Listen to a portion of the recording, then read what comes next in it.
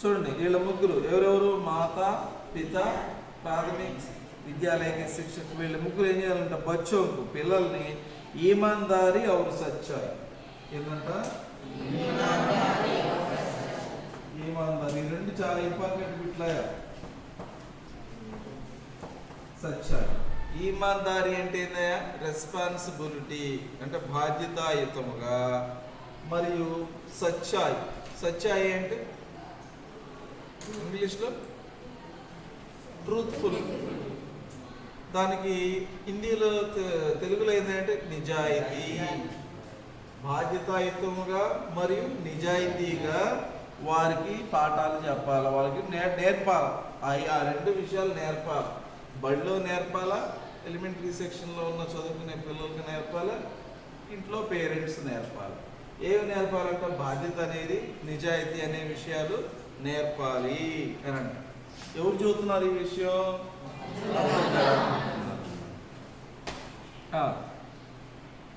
तो इसके बाद అలా నేర్పే దాని తర్వాత జీవన్ మే లైఫ్లో షాయద్ హీ బహుశా కోయి ఉన్కో హిలా పాయేగా. హిలా అంటే కదిలించడం. అలాగ నేర్పితే ఒకవేళ భవిష్యత్తు వాళ్ళని గినక ఇలా నేర్పితే భవిష్యత్తులో వాళ్ళని ఇంక కదిలించలేరు.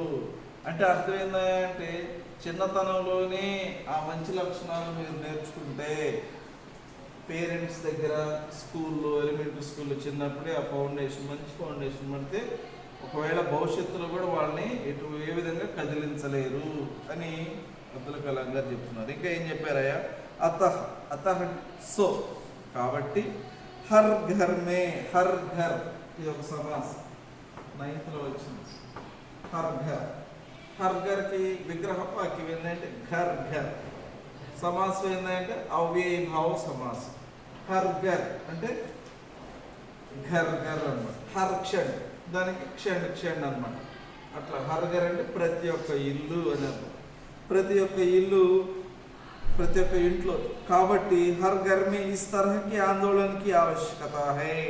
కాబట్టి ప్రతి ఇంట్లో ఇలాంటి కార్యక్రమం ఉండాలి, ఇలాంటి విషయం ఉండాలి. ఏంటంటే ప్రతి ఇంట్లో ఉన్నటువంటి పిల్లవాళ్ళు బాధ్యతాయుతంగా నిజాయితీ నేర్చుకోవాలా. బడికి పోయిన తర్వాత బడిలో కూడా అట్లానే ఉండాలి. అలా ఉండాలి. అలా ఉంటే సార్వజనిక జీవనమే ఈ యొక్క సొసైటీలో భ్రష్టాచారతో అవినీతిని మిటా సకే.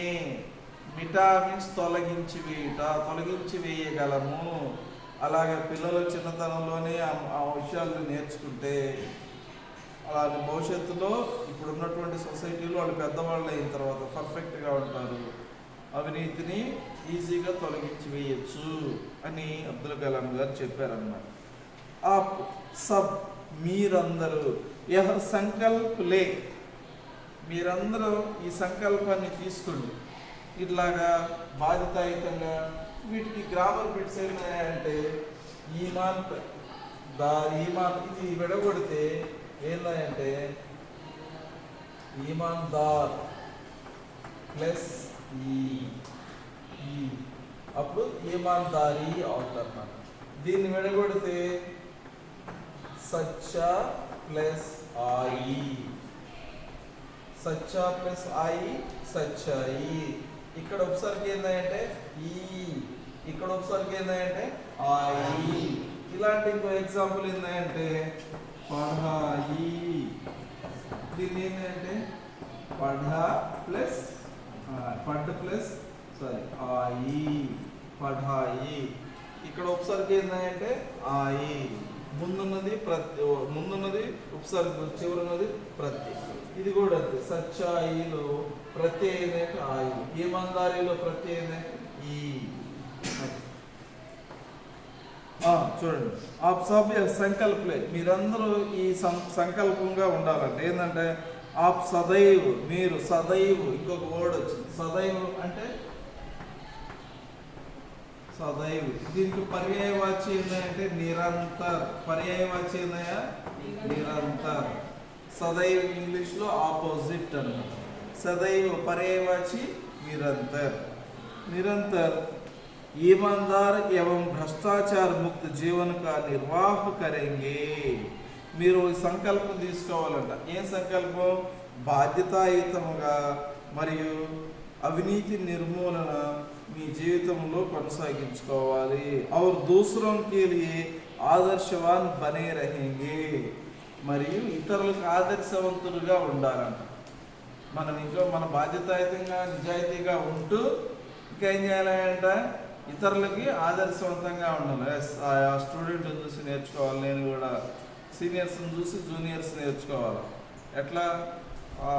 అన్నయ్య ఎట్ట కాపీలు కొడుతుండే, అక్క ఎట్ట కాపీలు అయ్యాయి నేర్చుకోవాల్సింది.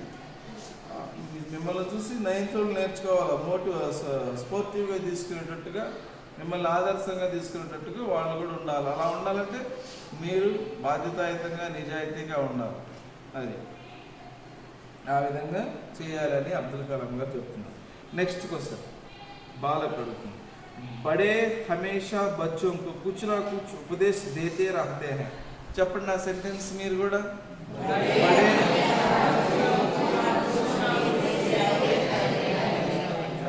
కుచ్ నా కుచ్ ఏదో ఒకటి, ఎనీథింగ్ ఉపదేశ్ దేతే రహతే హై. Present continuous tense. అప్పట్లో మీరు గుర్తుందో లేదో అబ్దుల్ కలాం గారు ఊరికి ఉండరు అనమాట. వాళ్ళ మీటింగ్ ఈ మీటింగ్లు ఇవ్వాలి. ఎప్పుడు చూసిన స్టూడెంట్స్కి యూనివర్సిటీల్లో కానీ పెద్ద పెద్ద కాలేజీలో కానీ స్పీచ్లు ఇస్తూ ఉంటారు. వాళ్ళకి ఉపదేశాలు చేస్తూ ఉంటారు అన్నమాట. ఆయన అదే అంటున్నారు, పిల్లలు మీరు ఏదో ఒక చోట మెసేజ్ ఇస్తూ ఉంటున్నారు. ఉపదేశ్కి ఇంకొక మీనింగ్ ఏంటంటే సందేశ్. కుచ్ లోగ్ కహతే హై కి, కొంతమంది అంటున్నారంట, పిల్లలు చెబుతున్నారు సార్కి. ఏమని చెబుతున్నారు? అబ్దుల్ కలాం గారికి చెబుతున్నారు. కొంతమంది కహతే హై కి అనుశాసిత్ రహనా చాహియే. అనుశాసిత్ రహనా, అనుశాసిత్ అంటే డిసిప్లిన్. అనుశాసిత్ అంటే డిసిప్లిన్గా ఉండాలి. కుచ్లో కహతే హై, మళ్ళీ కొంతమంది అంటుంటారంట ఏమని? ఖూబ్ పడాయి కర్నీ చాహి, బాగా చదువుకోవాలి అని చెప్తుంటారు కొంతమందికి. తో కుచ్లో కహతే హై. మరి కొంతమంది అంటుంటారంట ఈమాన్దార్ బననా చాహి, బాధ్యతాయుతంగా ఉండాలి అని చెప్తుంటారు. కడీ మెహనత్ కర్నీ చాహి. కడీ మీన్స్ ఖూబ్ అన్నమాట. కడీకి ఇంకొక హిందీ మీనింగ్ పర్యాయవాచి శబ్దం కడీ పైనే ఉంది కదా, ఖూబ్. ఖూబ్ పడాయి అన్నదే. ఖూబ్ పడాయి అన్న, కడీ పడాయి అన్న అంటే దానికి వాడకూడదు. కడీ మెహనత్ అంటే బాగా హార్డ్ వర్క్ చేయాలి. అది వయసు అయితే ఇన్ బాతంకో పాలన కన్నా మహత్వపూర్ణ హై. అయితే అలాంటి విషయాలు ఫాలో అవ్వటం చాలా ఇంపార్టెన్స్. కింతు కానీ ఏ ఛాత్రకి వెళ్ళి ఒక స్టూడెంట్స్కి సబ్సే మహత్వపూర్ణ గుణ క్యా హై, అన్నిటికంటే ముఖ్యమైన క్వాలిటీ లక్షణం ఏంటి అని అడిగారు పిల్లలు. ఒకసారి నాకెళ్ళి చూడండి అమ్మా. పిల్లలు ఏం చెప్పారు? సార్ మీరు చాలా చోట్ల ఉపదేశాలు ఇస్తూ ఉంటారు. ఆ ఉపదేశాలు ఏమని ఇస్తుంటారు? కొంతమంది ఏం చెబుతుంటారు? బాగా చదువుకోమని చెబుతున్నారు. కొంతమంది బాధ్యతాయుతంగా, కొంతమంది కలాం గారు ఏం చెప్పారా అని అడిగితే నీతి నిజాయితీగా ఉండండి అని చెప్పారు అని చెప్తారు. ఇంకొంతమందిని అడిగితే బాగా చదువుకోండి అని చెప్తున్నారు. ఇంకొంతమందిని అడిగితే డిసిప్లిన్గా ఉండండి అని చెప్తున్నారు. ఇట్లాగే చాలా మంచి లక్షణాలు అన్నీ చెప్తున్నారు. అసలు ఇదంతా కాదు. ఒక స్టూడెంట్ సబ్సే మహత్వపూర్ణ గుడ్, ఒక స్టూడెంట్కి అన్నిటికంటే ముఖ్యమైన లక్షణం ఏముండాలి? ఒకసారి ఫైనల్గా చేసి చెప్పండి సార్. ఎన్ని కాదులే అని అడిగారు అంట. దానికి కలాం గారు ఏం చెప్పారు చూడండి. ఛాత్రకి ఒక స్టూడెంట్కి సబ్సే మహత్వపూర్ణ హై, అన్నిటికంటే గొప్పది ఇంపార్టెంట్ అయినటువంటిది ఉస్కి, అతనికి ఉస్కి అంటే ఏందయ్యా? అతనికి, స్టూడెంట్కి అనమాట. అపనే ప్రతి, తన పట్ల, స్టూడెంట్కి తన పట్ల ఈమాన్దారీ, రెస్పాన్సిబిలిటీగా, అంటే ఒక స్టూడెంట్ తన పట్ల తనకి బాధ్యత ఉండాలి. ఔర్ దూసరేకే ప్రతి ఆదర్ కా గుణ్, ఇతరుల పట్ల రెస్పెక్టబుల్గా ఉండాలి. అది ఫస్ట్ ఏంటంటే బాధ్యతాయుతంగా ఉండాలి. బాధ్యతాయుతంగా అంటే అర్థమైందా? బాధ్యతలేంటి? మీ బాధ్యతలేంటి చెప్పండి. 10th క్లాస్లో మీ బాధ్యతలేని మిమ్మల్ని పేరెంట్స్ ఇంటికాడ వీళ్ళు టీవీ చూస్తున్నారు బడికి పంపించకపోతారు, పంపించారు మిమ్మల్ని. ఎందుకు పంపించారు? చదువుకోమని పంపించారు. మీ బాధ్యత ఏందయ్యా?